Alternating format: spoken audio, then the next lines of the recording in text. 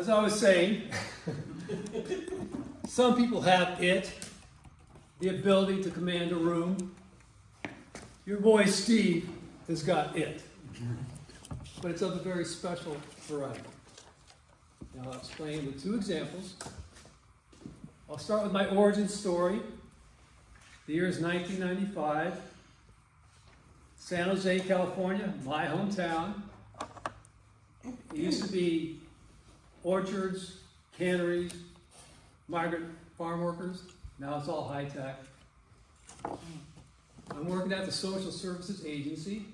I'm a welfare caseworker. I'm making decent money, but it's government work.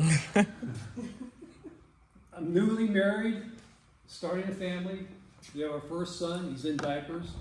I've got another on the way. I think I need to make some money, extra money. So I started a little side hustle. I see an ad for, would you like to own vending machines? Sounds great, 100% marginal profit, I'm in. It didn't quite work out that way, but I did buy the machine. So on this particular day in San Jose, I'm scouting locations to place my machines. And back in San Jose, in those days, and still to the present day, sounds a little weird to say, but there were not a lot of African Americans in San Jose. Very few. In my high school, of 1,600 students, we had one guy, Billy Baptiste. He was the kind of guy. So it's not a common thing. I didn't have a lot of interaction with black people.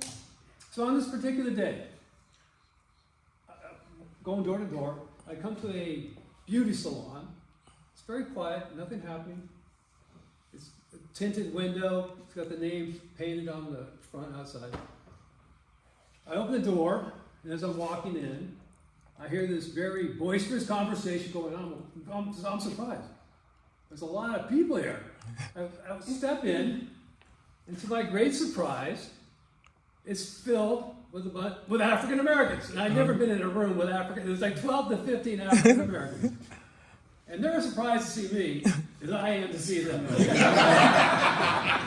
The conversation cut short. Literally, I can feel eyes on my back. I have commanded this room. My presence alone has taken over this room.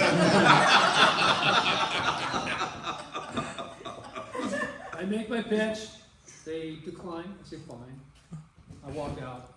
I go, wow, that was amazing. Now let's come to the present year, 2025. Just a few weeks ago, the day of the division contest, by the way, in which Terry competed, I'm meeting a friend of mine, a longtime friend of mine, Tim. We haven't seen each other for a couple of years. We worked together at Carnival. Nothing I like better than meeting a friend for coffee. Now Tim suggests we meet at this place called Circle Coffee in downtown Fort Lauderdale on Old Flagler. It's a cool place. It looks like it's a converted dry cleaners. It has this exceptionally large wall out front, and they've used that wall to have a very cool mural with neighborhood motifs. They toast the coffee on site, so it smells great. Love that. Tim walks up. Big hug. I haven't seen him in 2 years. Now, Tim is gay. Now, not to be unkind, but Tim's got a special little lilt to his voice, so you kind of know within the first 30 seconds that this is a gay person, which is great. He's 57 now, although he looks much younger. He's got a full head of well-styled hair, going gray at the temples. He's handsome, strong jaw. He's wearing a comfortable tee on his tautly muscle frame. We walk into the coffee shop, and to my great surprise, it's filled exclusively with a large group of African Americans. Again.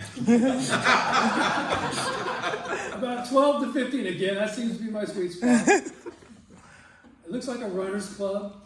They're all fit, young, attractive, upwardly mobile. They don't pay us any attention.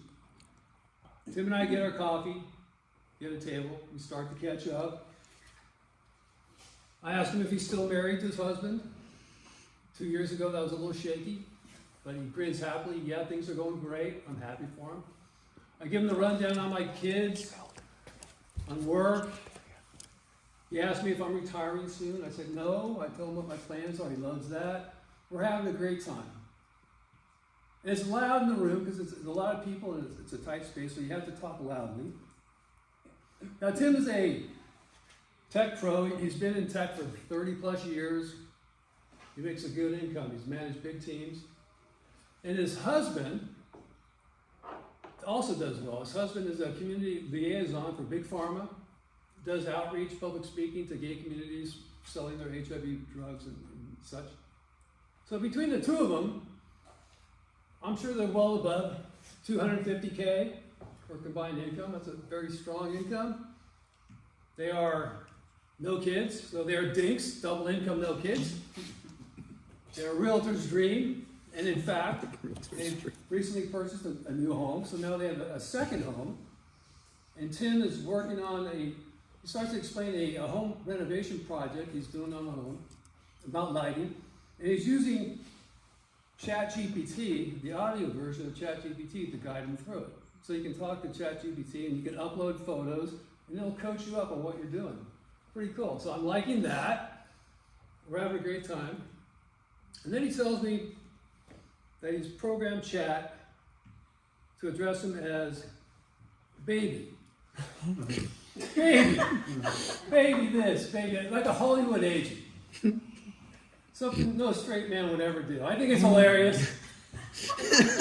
I let out a big laugh or yell or something. Now at that moment, it seems like maybe the conversation had cut out in the room, but my yell pierces the room. The room goes silent, once again. Once again, I've done it. I've taken over a room of African Americans. I don't know how I do it, but I do. I see these knowing little smiles. They're looking at me, looking at us. Then I put two and two together. They think we're on a date.